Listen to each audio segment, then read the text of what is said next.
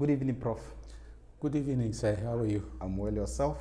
I'm surviving. Yeah, surviving. Yeah.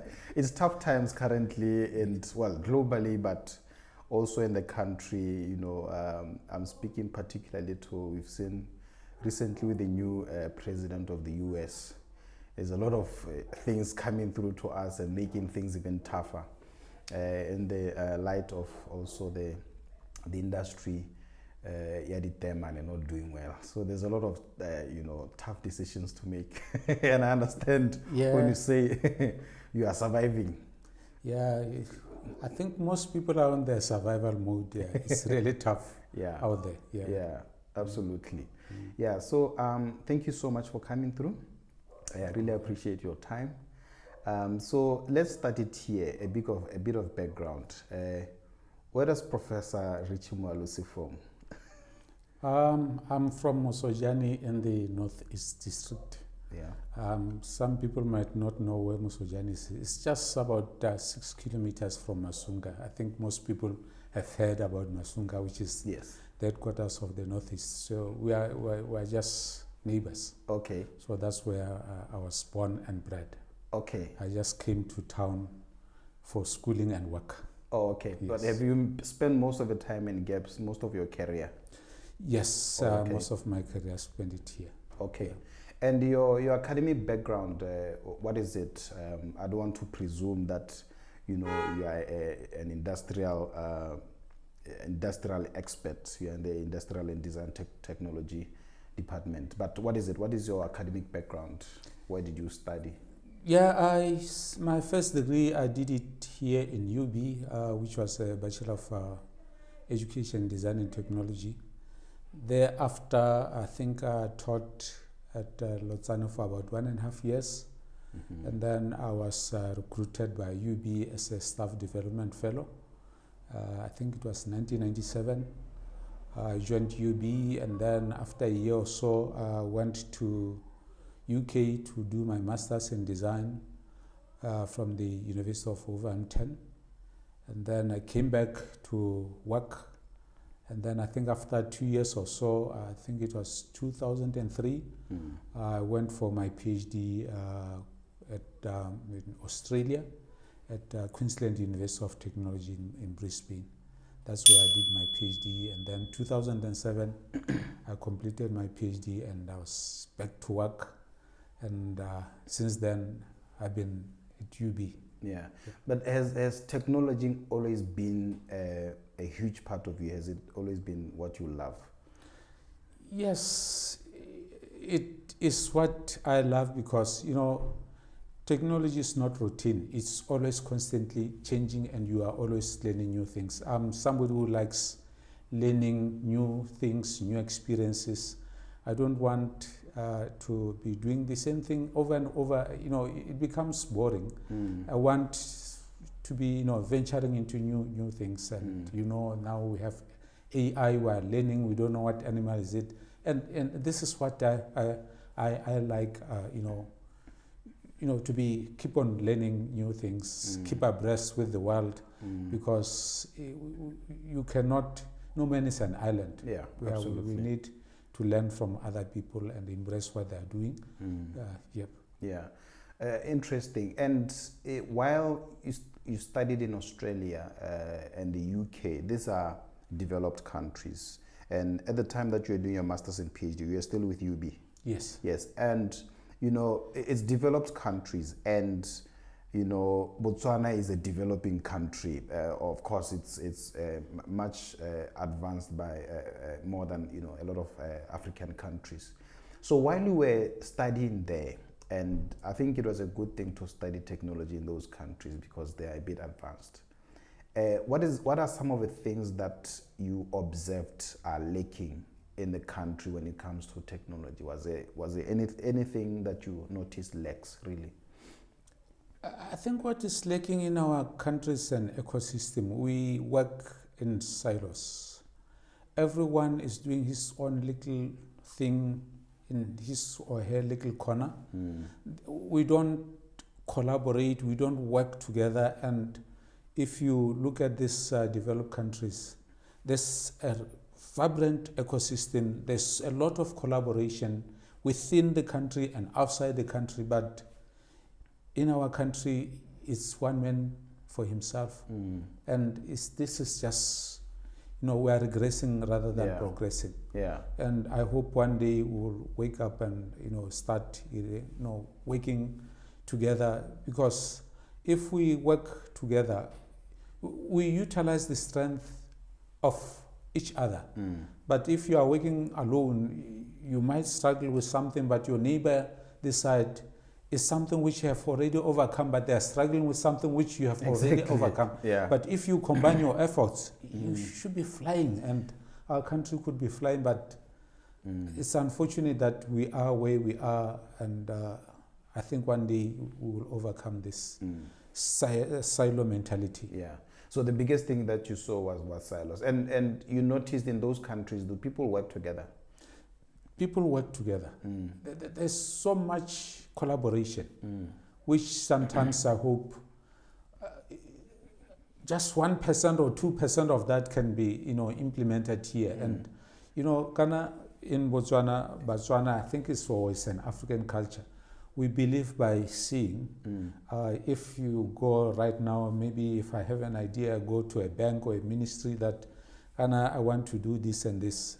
People would, they would listen, and then as soon as I leave, it's business as usual. They pack it, yes. But if I go there, said, this is what I've done, now I want to move from here to there, then when they see something tangible, that's when people listen. So I hope, we can do something where collaboration can show how we can actually progress as a nation. Yes. Did you see a lot of innovation in those universities? Do students there tend to innovate things and they go far with them? Yes, there's a lot of innovation, because you find that there'll be competitions and students would enter those competitions and they will win the competitions, and then companies will come in to invest on that. And you find that at the end of the study period, there's what they usually do an exhibition, and they invite companies. Then when companies come, they will look at all these innovations, and some will be spot on. They will say, I'm interested in this idea and I'm investing in this idea. So you find that some would even get jobs during those kind of exhibition, where the company said, no, you are doing something which I like, I'm hiring you, come and do it in my company. So this is something which we don't have here. The industry, I think, is still small. It's not, even if you invite them to such kind of exhibitions, and then after that, people will come and watch what is going on, and then after that is business as usual. There's no follow-up and say, yes, we saw this product. How can we assist you to commercialize this product? Yeah. But do you think it's because we tend to give up quickly as Botswana? Yes, that's one I think weakness we have. The reason I'm saying that is because I've seen other people. I'll give you a simple example. There's people who come into the country, and they sell, and sometimes it's things we have around. So these people will come in. Usually, what I see is someone will start off selling pots, your hi-fis, your radios from the boot of their car, and they go around the street knocking every door. And sometimes they'll tell you, what, if you can't pay for this now, you can pay it after 3 months. And they will come back after that time to say, are you ready to pay? They will persist. I've seen that culture from other people. And I've also, funny enough, I've noticed the culture of persistence on our neighboring, Zimbabweans. They will persist. They will work hard to achieve something. I don't know how come it looks like in our culture as Botswana, we give up, very fast. I don't know if you've seen with your students when it comes to your work at all. Yeah, it's true. I always give them an example of Bazizuru. They will be selling maybe oranges or a bit of sweets and bit of that, and they will do that every year in, year out. But for us, you sell it for a week, a month, and then all of a sudden you find that that person who used to sell something here is nowhere to be found. But for them, they'll be there year in, year out. And we tend to give up so easily. I don't know whether it's a culture thing or we don't have that, spirit of persistency. Yeah. That let me just push on. One day, I think I'll open the right doors. Interesting. Yeah. So let's go back to your field, industrial design and technology. Can you just give us an overview of what work you actually do in industrial design and technology? Yeah, for me, it's mainly teaching in the program of industrial design. Industrial design is mainly to do with designing products. Every product which you see, somebody had to sit down, think of it, made a few sketches, went into the workshop, made a few models until they made an actual product which goes into the market. And I think in our country we are trying to get people to start manufacturing. You cannot manufacture if you don't have people who can conceive the products that can be manufactured. Otherwise, that's where the intellectual property is. Otherwise, companies will come with their intellectual property, do everything, and then go. And if we can home grow our own industries, then would actually see some of our companies growing to be bigger entities. And this is what we are trying to inculcate in our students, that just start your own small entity or small startup or company, and just persist. One day you will make it. Yes. Oh, so basically that's it. Yeah. And do you tend to see that innovation, especially in the technology, industry? Do you tend to believe that it's talent? It's something that you should, have some kind of talent to excel in it, or can I be? Are your students cut in a certain way to excel in tech? No, it's yes. There are those who are natural gifted. For example, we have one of our innovators at the University Innovation Pod, the Unipod. Yeah.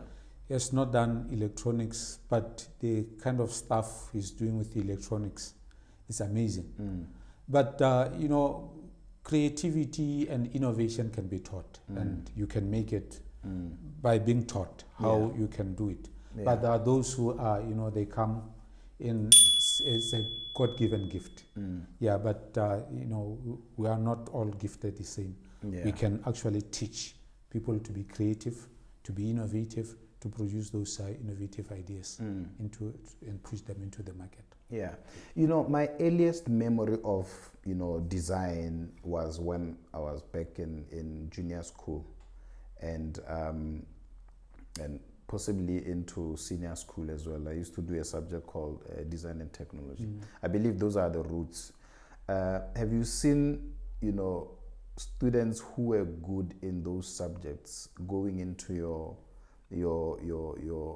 area, or does it tend to be people who just chose the technology?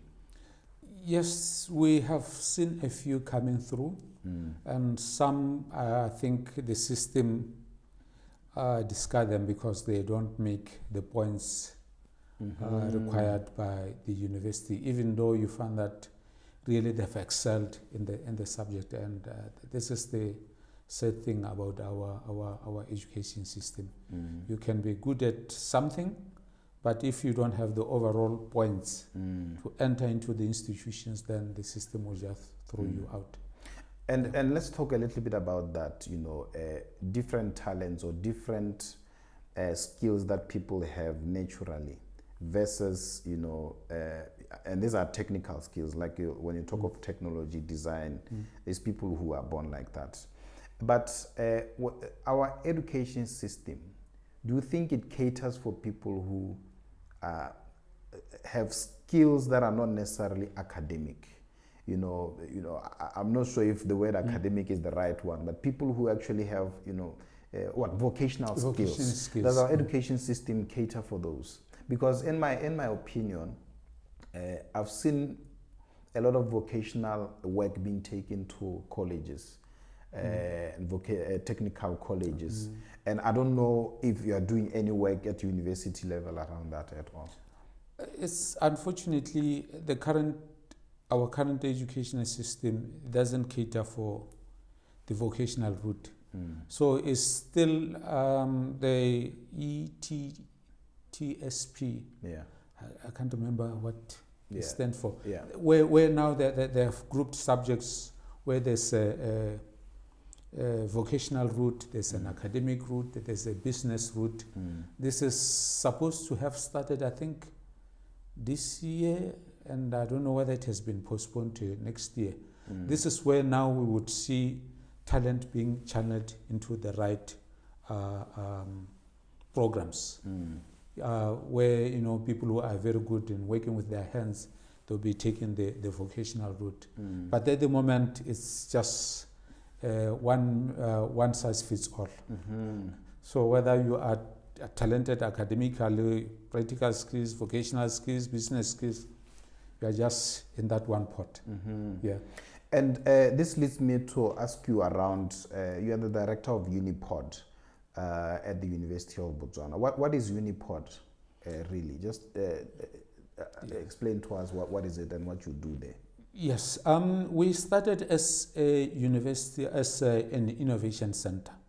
And then sometimes last year in May, UNDP came on board saying they have this initiative, and it's a Pan-African initiative, where they've realized that youth are talented, have brilliant ideas, but they don't have facilities, equipment to go and test the ideas so that they can make products which they can push or commercialize. And they approached the university whether they'll be interested to host such. And the Unipod at UB is the 15th to be opened in Africa. Oh, okay. We have one in Zambia, Malawi, and Lesotho. In Southern Africa, we are the 4th one.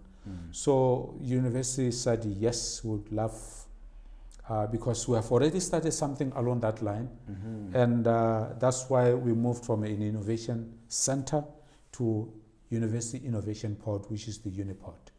This is where if you have a viable business idea, it might be as crude as it is, you should come and see us at the Unipod, and we'll see how we can craft that viable business idea and incubate it and take you step by step in trying to build that technical solution, and then at the same time try to build the business aspect or the entrepreneur aspect, because it's, most of our innovators, you'll find that they're really talented on the technical part.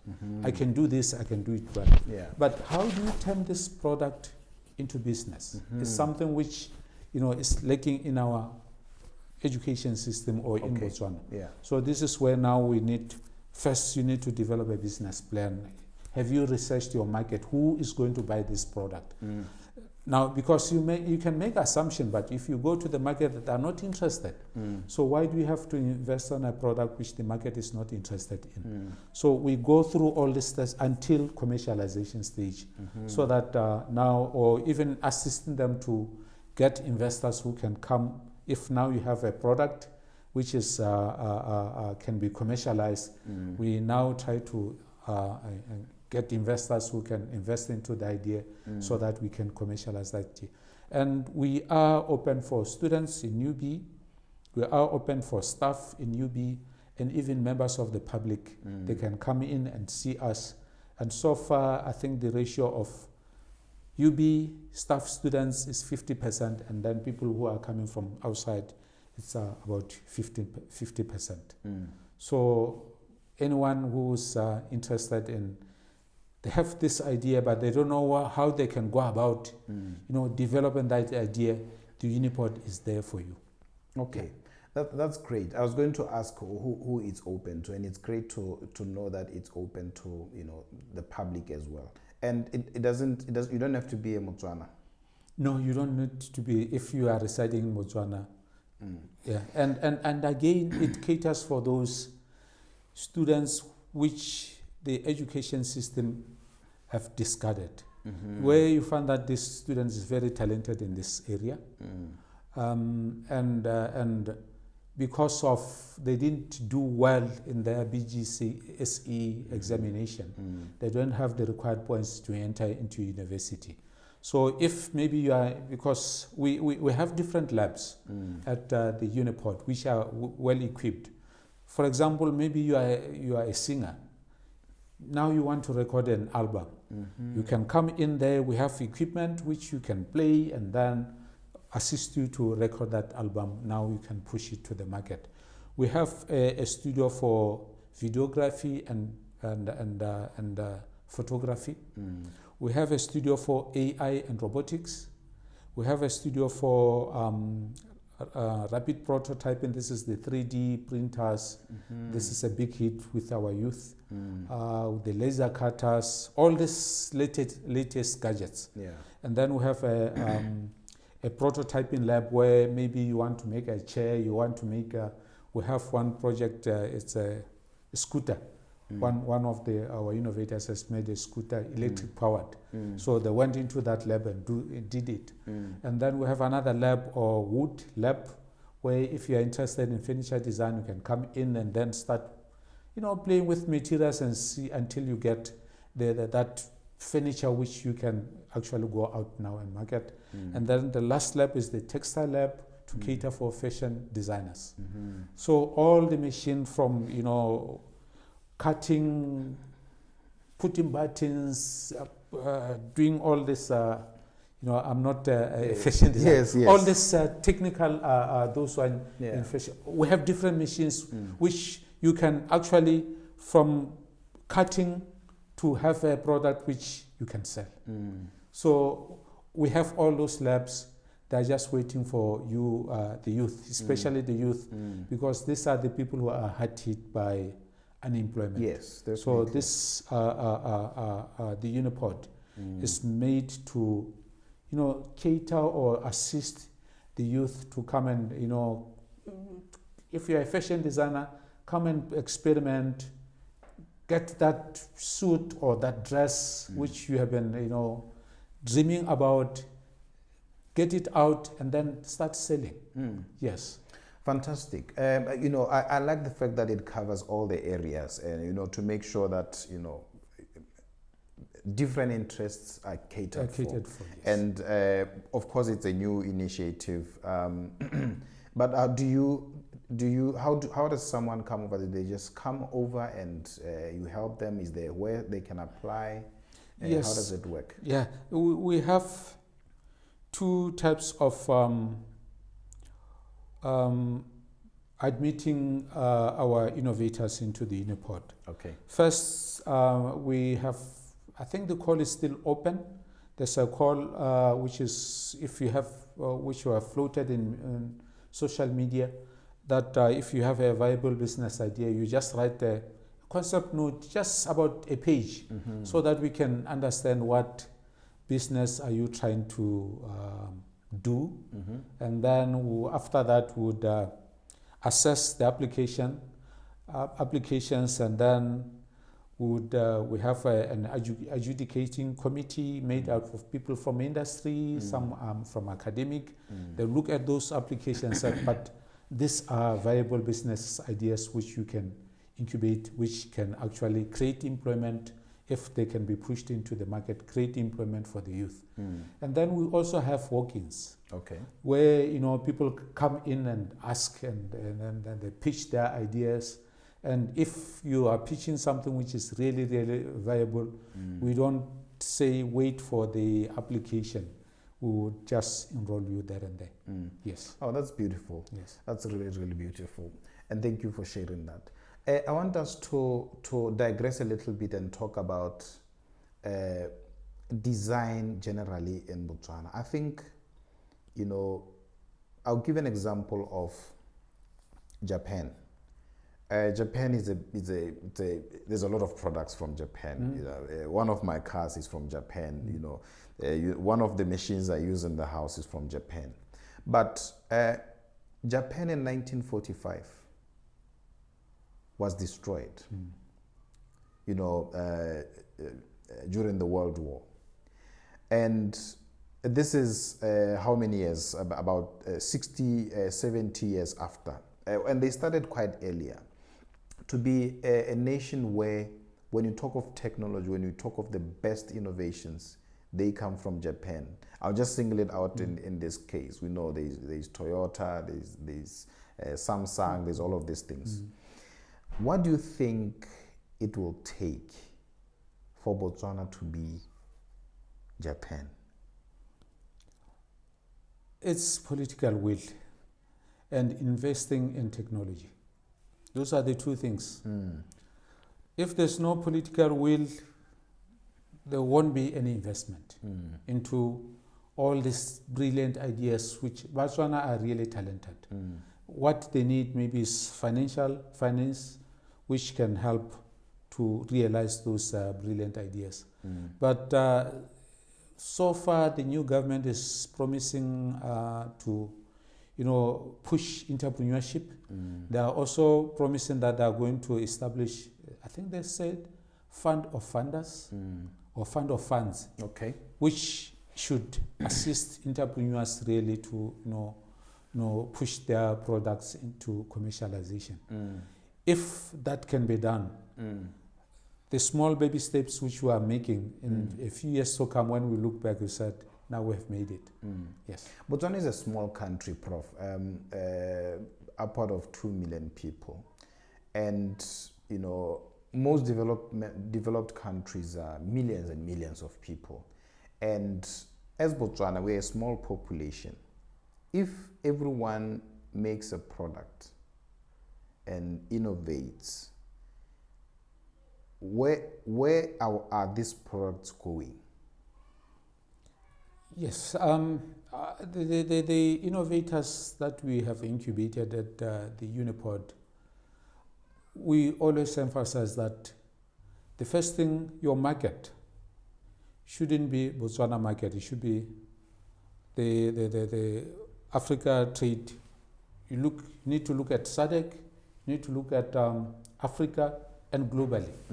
Because if you are to look at Botswana, as we are saying, about 2 million, and it's not everybody is going to buy your product, and there's no business case, really. So you need to look at, because you find that the challenges that we face in Botswana, more or less are the challenges which are faced in SADC. So you find that if you take the SADC market, it's huge. That could be a starting point.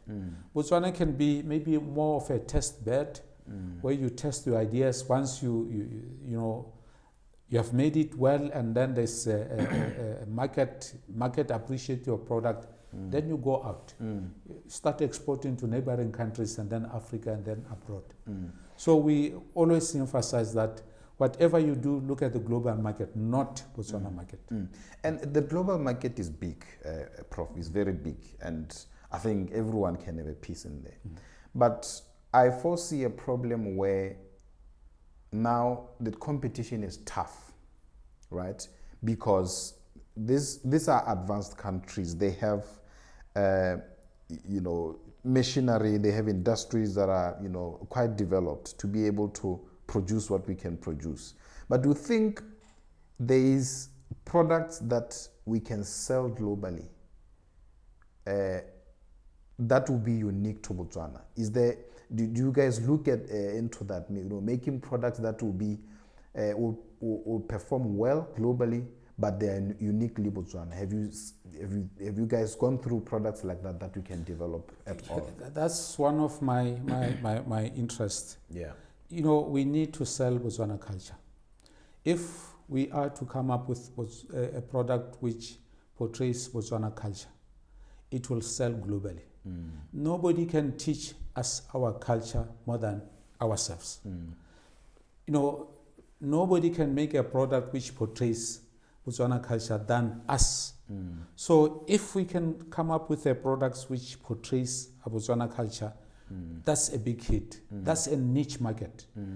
That's where we can, compete with Bo Japan, Bo Korea, and all this Germany, because it's something which they don't have, and which when they, most of the products which have, cultural attributes, characteristics, they tell a story, a unique story about Botswana or about how we live or our tribes or, something uniquely Botswana. And, these days people don't just buy products, they buy experiences, they buy stories behind the products. We have one. I think you know him, Utomile, jewelry designer. Yeah. His jewelry designs portray Botswana's culture, and they've been selling globally. In the market, I think in September or so, has collaborated with an American. There'll be mountain exhibition in New York, and I'm telling you, the jewelry is going to sell because it's not the kind of shapes which the Western are used to. It's a unique kind of shapes which are, found maybe, for example, I know there's jewelry which are made of a canoe, inspired by the canoes at the Okavango. It's something uniquely Botswana. And this is what people, when you have that product, it's not just a ring, it's a ring which was designed in Botswana, and this ring portrays the lifestyle of people living in the Okavango. So there's a story behind that product. It's not just another product. And this is a niche area which we need to utilize. And nobody can beat us in this area. And this is really where we need to capitalize so that we can compete globally with these big guys. Yeah. That's I really like the way that you are looking at it. And as we were talking, I was thinking, Hore, some of these young people can design things. They can, they can portray, a lot of skills when it comes to design. But do you think our not per se legal system, our policies, it's a council, it's a trade, are they flexible enough to allow people to, come into this and be able to prosper? Or do you think there's challenges in starting up companies like this? How is that landscape looking like? Yeah, there are a lot of challenges, and I hope the Minister of Trade and Entrepreneurship is going to be looking at some of those challenges, because it's not easy. Sometimes you come up with a product and something, and you are told there's no legislation which is covered in this area, especially those people who are working on the AI area. And you get stuck, whereby if you don't protect yourself, people will take it. And you find that in the country there's no protection. Those are some of the challenges which some of our innovators are facing. And then issues of funding. How do you, one of the biggest challenges which we have in this country is the stage where you are still experimenting to come up with this product is very expensive. And there's no entity in the country which is funding that stage. Most countries, for example, our neighbor South Africa, there's an entity which funds that early stage. For example, I think it was the Dyson vacuum cleaner. They got it, the product which is in the market, at the 2,000 prototype. So imagine this 2,000 taking money from your pocket, buying these components, buying these materials until you get it, and you'll be otherwise you'll be bankrupt. Yes. It's very expensive. So, and most of investors don't want to invest in that data stage, because people, at that stage you don't know whether is the product going to be successful or not. Sometimes it cannot be successful, and then you abandon it. And then you find that you have invested in an idea which was not successful. So they want a product which is already, there's prospect that it will succeed in the market. But that part, this is where our innovators are really, really struggling to get funding to start experimenting with all these ideas so that they can get something tangible. And sometimes, we organize a workshop, to upskill them. Yeah. And then you call them that, we have brought a guest from industry, will be talking about this. I'll tell you that I don't even have money for combi. How do you expect that person who doesn't have money for transport to have money to buy components?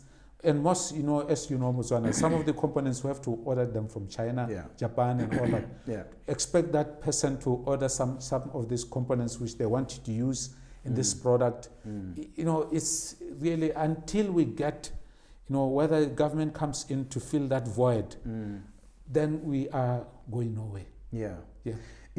Prof, when I drive around, there's a lot of products I see around. I see tuck shops, I see trailers, I see this feeding troughs for animals. And those things, to me it seems like everyone is making their own thing, versus where we could actually I know the council will come and just take these things away. But there's a lot of talent, there's a lot of skills out there. People produce products, but there is no sort of continuation and continual improvement to a point where, someone starts a business, they sell 2 or 3 trailers, they stop, and they start something else, they stop. Do you think we have a problem of producing quality products? Yes, we do.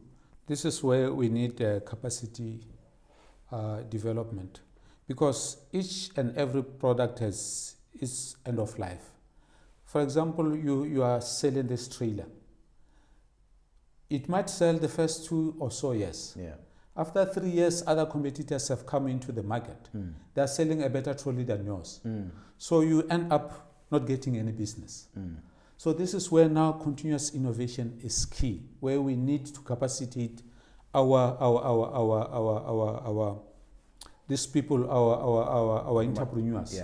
That yes, you have this product. Now think of what can you improve. Get feedback from your users. What are they complaining of? Some of the features they might suggest them that maybe I need a trailer which can do this and this. And then you continuously innovate so that maybe in 2 years you have another version.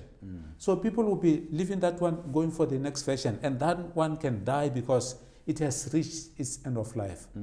And without continuously innovation in the product which you have produced, ultimately they will die, and then you start something else. It will sell maybe for a year or 6 months, it will die, and then there's no continuation, and we cannot operate like that. If you take an example of phones, Samsung or iPhone or whatever, you see there's Samsung, 25, tomorrow's 26, 27. They keep on innovating. And we need to do that, whether it's a trough for feeding animals, it's a trailer, it's a gate, whatever product which you have produced, we need to continuously innovate. Otherwise, competitors are coming in, and then they'll put you out of business. I'm putting you on the spot, Prof. What are some of the products that you think, like you were saying earlier on, that we can sell the story of our culture, right? And culture is, I'm thinking a lot of things. It's dress, it's in fashion, it's in quite a lot of things, music and all of that. But what are some of the products that you think can sell very well that represent Botswana? Fashion would be one of them. Jewelry design would be one of them, and because we have diamonds here, and then again issues of legislation. You find that most of us haven't seen a diamond, and you can't. The first time I saw a diamond was I think it was in China in the market. Wow. in the market, and they were just there. Trading there. Trading there. Yeah. That was the first time. I think it was in Taiwan in 2004, 2005, yes. And I've been living in Botswana for I don't know how many years. That was the first time I saw a live diamond, touching a live diamond. And this is, if you are to go, design jewelry, would that diamonds, would they be accessible for these jewelry designers easily? Or is it something going to be a very long pipeline for you to access them and use them in jewelry design? And even products we can have, for example, it might be furniture or consumer products. We can have such which we can sell. And then outside, even the applications, this is where we can actually leapfrog. Coming up with, we have so many challenges. For example, we are running a hackathon on health systems. We can actually leapfrog, come up with systems which the world, first world or developed world, they don't have. They can just actually originate from our country. So there's a whole spectrum of areas where we can tap in, provided we are pumping in funding. R&D is a bit expensive and it's a bit risky, but if you make it, I'm telling you, you can make it big. If you hit the right one, you can make it big. Yeah. And I agree with you. You're talking of technology. When I think of, technology, I tend to think of the company Meta. How Mark Zuckerberg, I like to call him Zuckerberg, it's Zuckerberg. This guy came up with an app in 2004. The company is worth trillions as we speak. Yeah. And I wanted to, to talk to you about that. When it comes to technology, it's, universally, used, but a huge population that really uses technology is young people. Around 50% of the population of Botswana, I think over 50% of the population of Botswana is youth. But what I have seen, is we tend to consume technology than to develop technology. Am I right, Prof? And why is that? Yeah, again boils down to investment. Yeah. There are a lot of youth who are trying a lot of things, who have come to see us at the Unipod, where we have this idea now. I want to scale it up. I don't have funding, and we also don't have funding.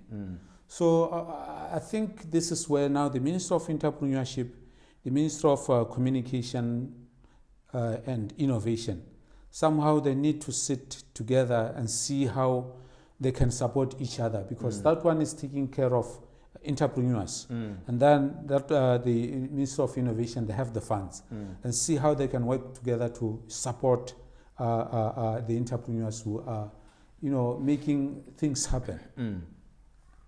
How do you think, earlier on we spoke about, the political, influence that it has. What do you think, where do you think there is a gap in terms of, being promised this and then things never happening, where, people come in, they take power and say, no, we're going to innovate this, we're going to do this, and then it doesn't happen. What really happens in between there, in your opinion? I don't know. Again, sometimes it's like what I've realized, lack of understanding.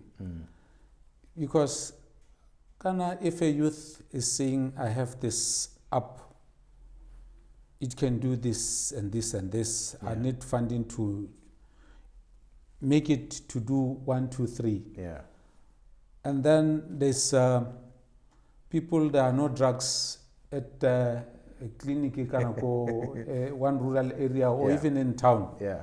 So you find that the priority will be, let's provide drugs, or let's provide students with books, or then you find that this poor innovator is not going to have funding to do this. Because I remember in one of the meetings, one of the assistant ministers was asking me, when they were campaigning, Yeah. they said, I've met young people with brilliant ideas, and where are those ideas going? I said, it's funding.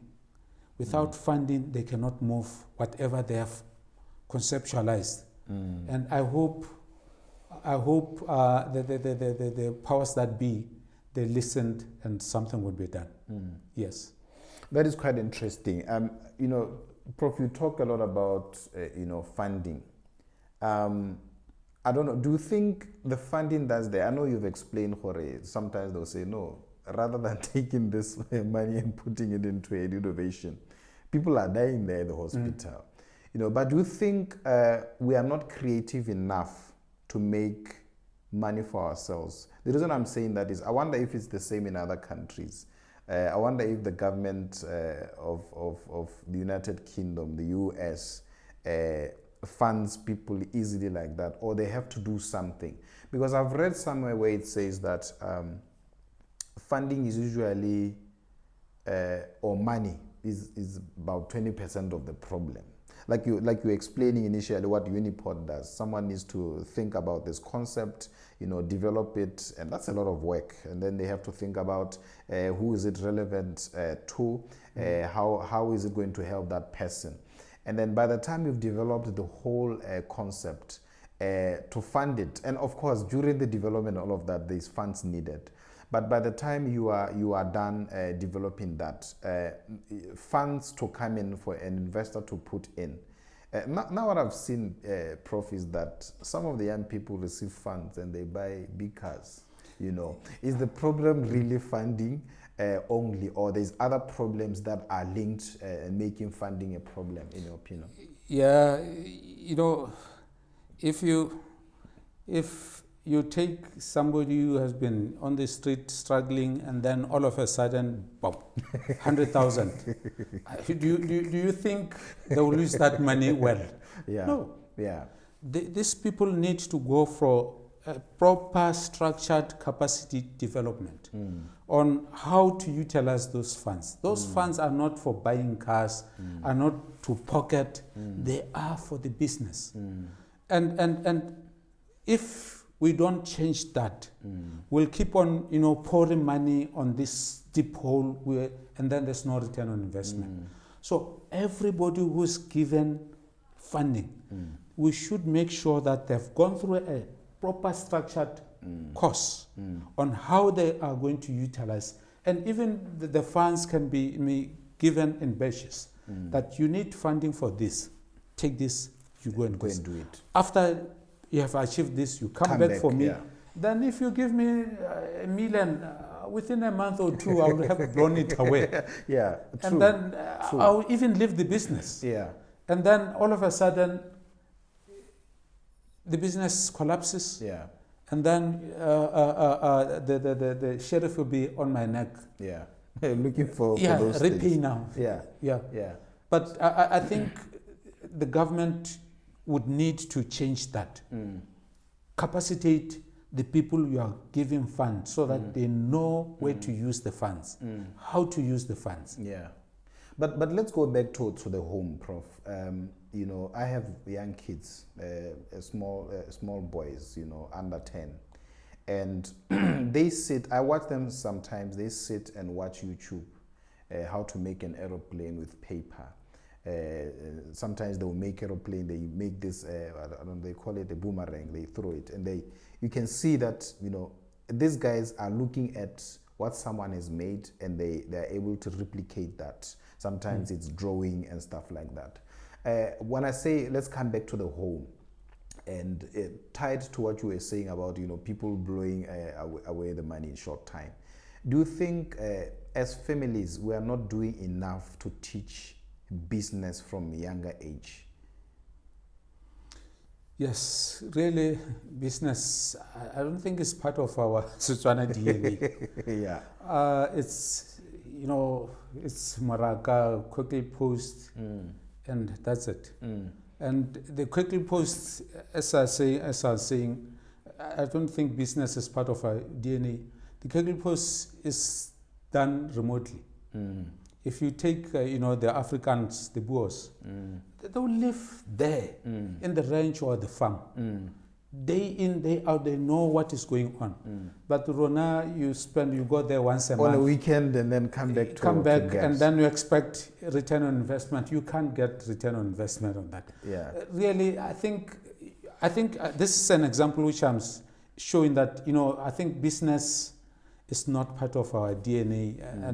And that is a good example to show that we are not business minded, and we need, I think more again is exposure from school, where you go and do English, maths, science and all that. There's no business. You are not exposed to business at an early age. And if you look at some of the countries, kids are exposed at business, even at home, where you are given. I remember when I was studying in Australia, the guy was saying he's teaching his kids to pay tax, that, and even invest, that I'm giving you this money, I'm going to deduct such for tax, you are going to save this much at a very, very early age. And I said, I haven't taught my kids this.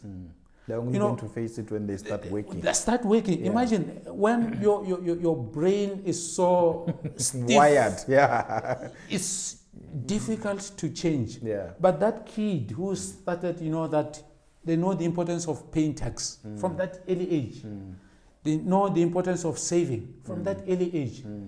It's easy for them to practice that at a later stage. But for us, I think our education system is not exposing us to that. And then even our parents were not exposed to that. They can't expose us to that at an early age. But I think our generation, because we have seen the disadvantages of this, we need to change this paradigm shift so that we expose our kids to business concept at a very, very early age. Yeah. So in university, Prof, do you? I would imagine, for subjects that you teach, you probably take your students through history of how technology came about, and that is important to see where we are now. And do you find yourselves looking at new information and embedding it into your content, your curriculum and stuff like that? Do you do that? Yes, almost every semester we look at our courses, what is new, especially if you are dealing with technology. You can't wait for a year to review what. Otherwise, there's so much which would happen in that year. You'll be teaching something which the world is no longer doing and even supporting. Yeah. So you need to be constantly upgrading what you are teaching so that it's aligned to what is going on in the globe, and it's key. And again, the youth of today, they are smart when it comes to technology. They'll surprise you. They'll even teach you. And this is where you need to, if you don't know anything, you don't. Yeah. And you need to embrace and learn from them. And most of the time I learn from them. Because they will say, no, this is no longer done like this. There's a new technology which can do this efficiently, do it fast. So how do you do it? Then they will show you. So I think this is, again, this is where, as those who are in the education system, we need to, we are dealing with a different generation. It's not as an educator, you know it all. You need to learn from them. But if we don't change, then I think we're doing a disservice to this young generation. But do universities give lecturers and the staff enough support to be able to keep abreast with new technology? I think so, because time and again there'll be seminars. Some will be run internally. Some will be guest lecturers from other universities or people coming from industry. And then it will be open where people can come in and learn what is going on in different fields, whether it's medical, technology, it's key to keep abreast, and this, I think universities that have been doing that a lot. Yeah. Yes. Have you been to any African country where you were impressed, about the technology that they've done, the implementing things that we haven't implemented, and how was that like for you? I think I was in Kenya about a month ago, and I was in Rwanda last year, I think around October or November, yes. And Rwanda, they are very fast to adopt technology. The innovation ecosystem, they're so vibrant. If you go into their innovation centers, they are full of youth doing a lot of stuff. And some of this, and the one thing which we can learn from Rwanda, most of the innovations done by this youth, the government would take them and experiment and test them, whether they are working or not. Then if they are working, they will buy them from this youth. And then if it is working, then now the youth can sell them to other players outside. And one of the good example is they call it Momo. Okay. The motorcycle which they are using as taxis, and then there are taxis. You don't need to be carrying money to pay. It's just have a card. You tap, you pay. Wow. For example, like Orange Money or MyZaka, you just tap. In the morning, you have 100 pula. The taxman would, or the combi man would be shouting to you, where do you expect? Where do you think I'm going to get the change? Yeah. But if we have that technology, you just tap, and then money is transferred into their account. So it was developed by a startup in Rwanda, and then the government took it up. So if we can have such kind of a system within our country, we can really do much. And I think it was Ethiopia which actually bought that paying system from Rwanda.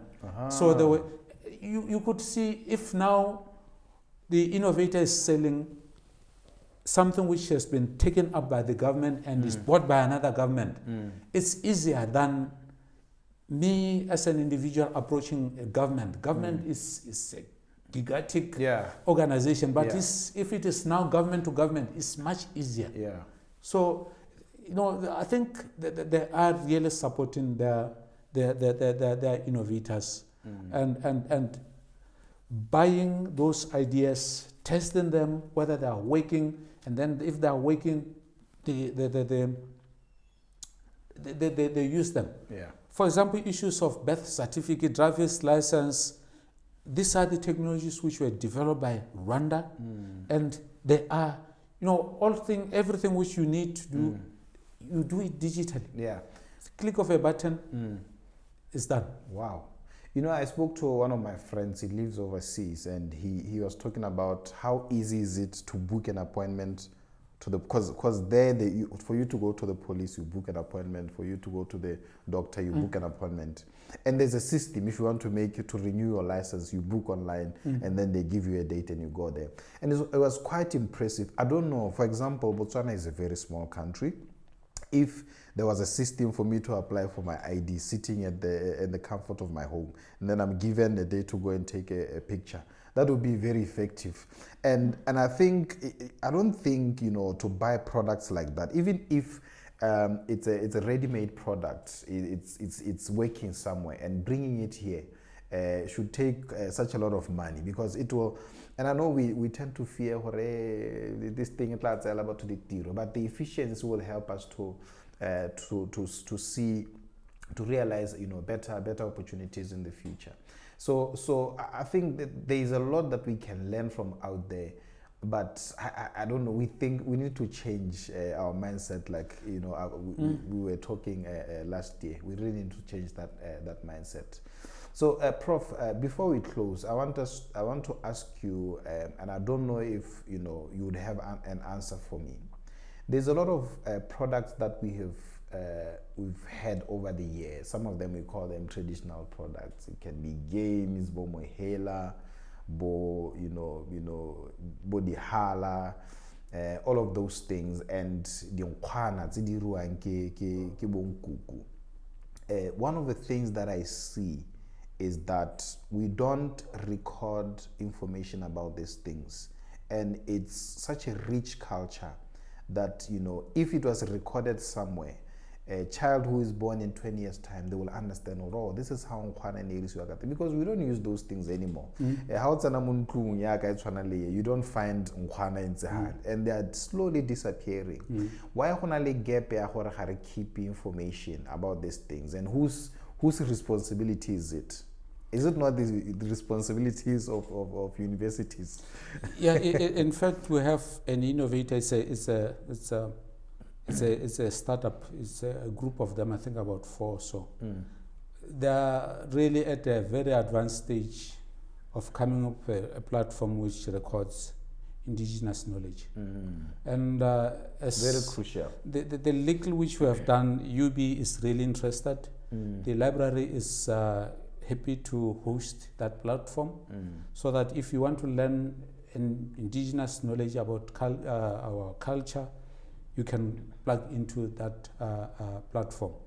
So it's a matter of I think in the next, if funds permitting, in the next month or so, it should go live. So they've been working with people from history, the Center of Indigenous Knowledge. They've gone to the Museum for Research. They've been working with some of the elders to gather as much information, and then they integrated issues of AI, into that. So it's something which is coming, which really, for example, if you're a researcher and you want to research about indigenous knowledge of maybe how we have been using the Nkwana and all that, you can't get it anywhere unless you can go out in one of the villages and ask who was making this thing. And it's unfortunate that they say in Africa when an elder dies, it's like setting a library in fire, because they will go with all that knowledge.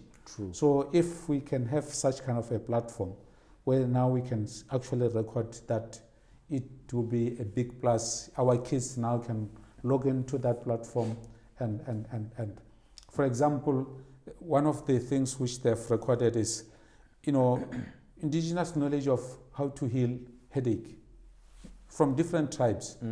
This tribe will say we are using this herb, the other will say we are using this herb, and all that.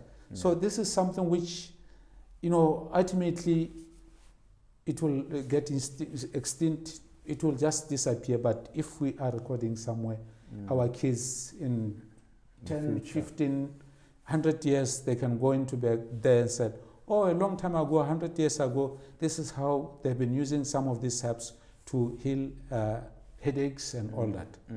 So it's something, universities really are supposed to be doing that. But again, I think they've not been doing enough. I think, like enough, we have this facility where we are, this kind of, promising ideas, we are incubating them. And for example, researchers from overseas, if they are to know anything about our lives, our indigenous lives and all that, they can plug in there. And even research papers, what they are going to do is that there are so many research papers which have been written on Botswana indigenous knowledge, but they're scattered all over. So they're going to be grouped into there. And then if you are researching on a certain topic, all the papers which have been written on indigenous knowledge, you are going to find them there.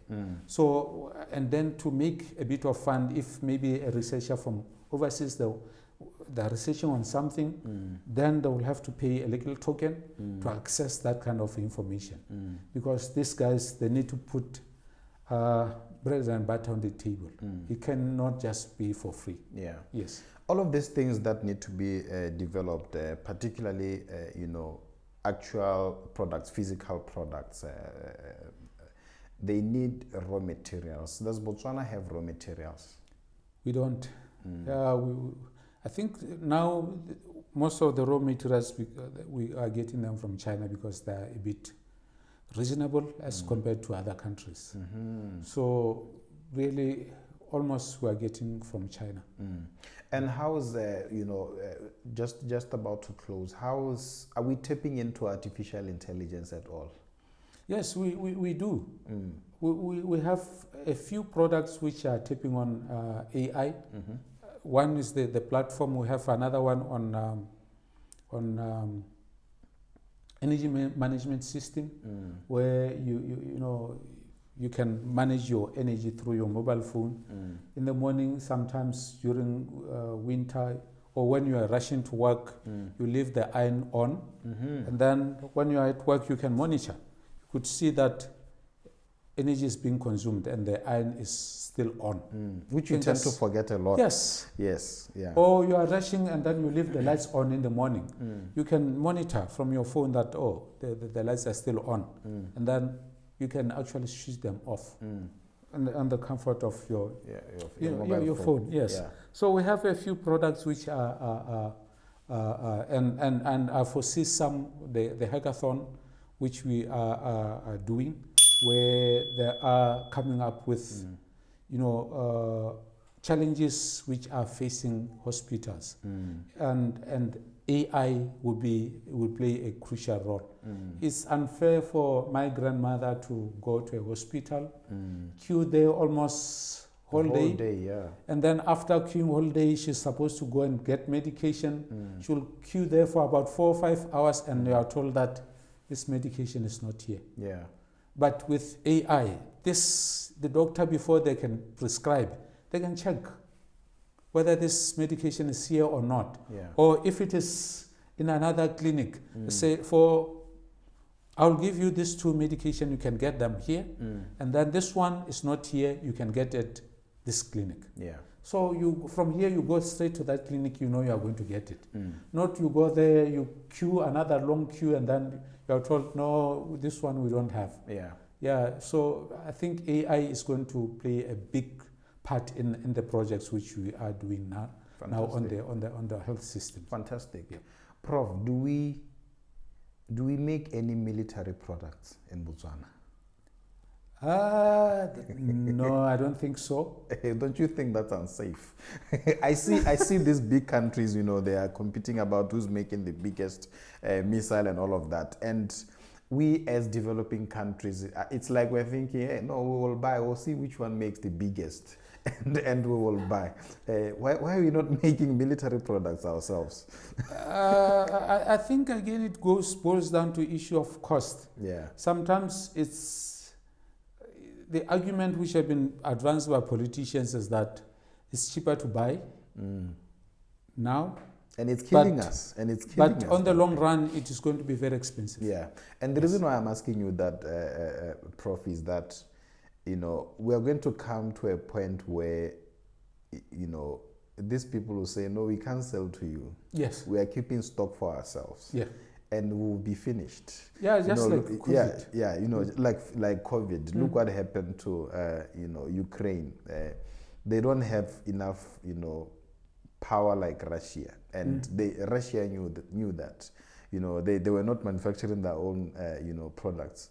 But it's a risk, don't you think? It is. Yeah. It is. And it's something that we never discuss, but it's really important. Yeah, we need to actually have a special unit which is working on, developing some of the... We can start small, and then we can grow the unit and expand. Yeah. And ultimately, we can actually end up selling. I think in Africa is South Africa, which is developing some military equipment. Yeah. Otherwise, I haven't had any other country which is developing any military equipment. Interesting. We should tap into it. Prof, before we close, and I know I'm saying this for the 3rd time, where do you think you see Botswana in 10 years' time when it comes to technology? Where do you think, or what is your dream? Where do you think we will be when it comes to technology and industrial design? We need to reorganize ourselves. The hope is that the new government, they seem to be coming with a new perspective altogether. They are looking at issues from a different perspective. So I hope there is going to be a reorganization of the whole ecosystem, where we talk stock of what went wrong, how can we correct it, so that we rectify what has gone wrong. Otherwise, if we don't invest in technology, we'll be regressing and countries will be progressing. And it will be really, really unfortunate. We cannot, depend on other people's technology. Yes, we can depend on other people's technology as we are starting, but ultimately we need to stand on our own. And this will be again part of promoting manufacturing, which the government has been trying by all means to get companies to come and set up here to start manufacturing, but it has not been paying any dividends. I don't know, from say Tutumila Masire's era, where they were been going around the world saying we are going to attract companies to set up here. How many companies have set up here? What we need to do is to home grow our own small startups, support them so that they become big companies. And this is, all these big companies, they started like this. So we cannot depend on other people's companies to come and start up. Yes, it's a quick win where a big company will come and hire 200 people on the go, but they can close and go tomorrow. And then we're left with nothing. But if we home grow our own companies, we know they're here. And they will develop our country, they will hire our people. The money is not going to be transferred outside the country. It will going to be circulating within our country. And we need, I think this is where I was saying we need to change our perspective.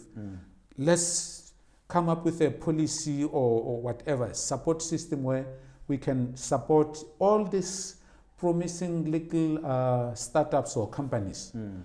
Let's see how we can develop them, whether it is in terms of capacity, in terms of funding, so that they can grow into bigger companies which can export. Absolutely. And this is where now we will be in a position to develop our own technologies, which is suitable to our own context. But if we are still banking on other companies coming, they come with their technologies, and then when they go with their technology. Yeah, true. And then we're left with nothing. Very true. Professor Richie Moalosi, thank you so much for coming through. I think you've ended it very well, telling us about what you think we should do as a country to move forward. Thank you so much for coming through and sharing your thoughts. Continue to do the good work that you are doing, teaching young people, helping them to innovate, to build a much brighter future for Botswana. Thank you so much. It's my pleasure. We are taking small baby steps, and I'm a very optimistic person. We'll get there. Yeah. We'll get there. Thank you so much. Yeah. Thank you. Bye. Yeah.